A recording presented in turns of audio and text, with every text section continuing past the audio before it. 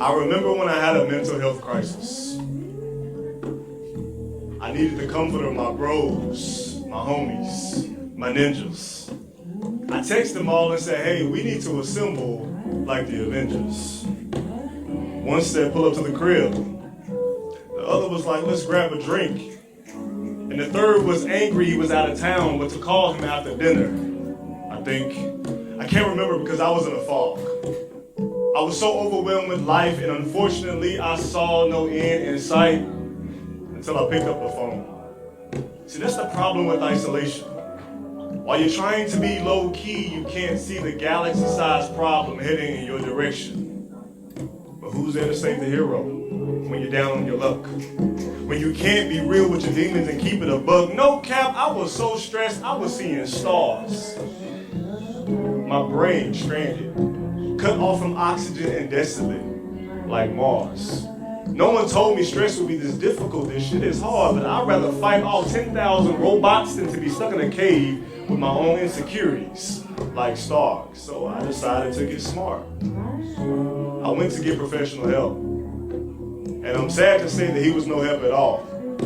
I asked him for tools to help me deal with my emotional instability, and basically he said he had nothing for me.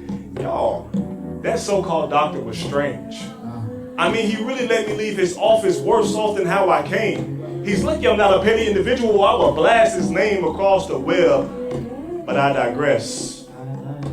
Because my biggest problem was that I lacked rest.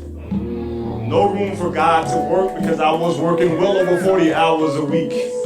My hands felt brittle and my eyes were constantly heavy. No sleep.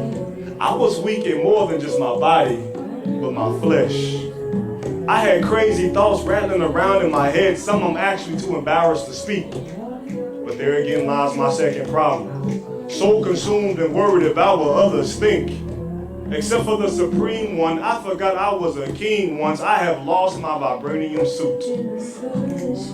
I was exposed like a nerve and at any moment could Hulk out at you, always angry. Being around a lot of shapeshifters couldn't change me. The mystique of it all felt weird.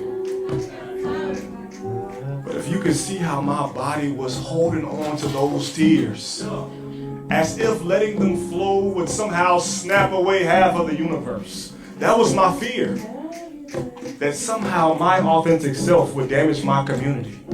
Like an atomic bomb festering, loading, building up momentum and ready to explode to do more damage than the world had seen. See, that's the problem with our culture. Wisdom vultures will tell a man to suppress, to tame, to lock away pieces of himself into the void like Cain. To sit on your ass and guard from letting a true essence reign a man in all of his manifestations and forms. You can be invincible, have no powers at all, or can conquer storms and still be a man.